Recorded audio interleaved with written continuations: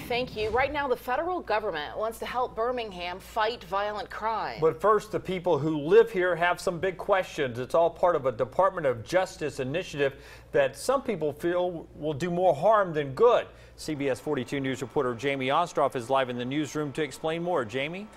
Jim, the Department of Justice wants to partner with local law enforcement agencies in 12 U.S. cities with higher than average crime rates. Birmingham happens to be one of those cities, and while people here agree that crime is a problem, some folks worry that the federal government will go about things the wrong way.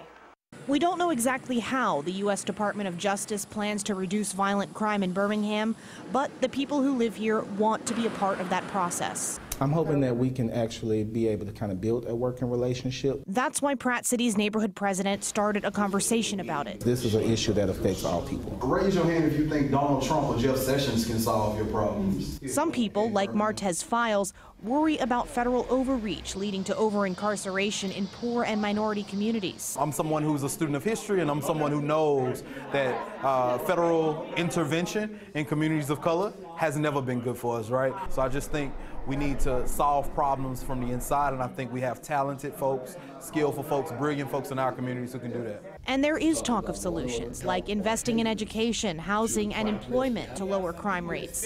It's talk like this that keeps local leaders optimistic that the Justice Department will hear them out. I think they need to know that we are concerned about the crime in the city of Birmingham and the state of Alabama, and that we are willing to work with them and do everything we can within our own communities in order to stop all the crime and the violence. The group of people that you saw in that video decided to write a letter to the Department of Justice proposing what they think is best to curb crime here in Birmingham.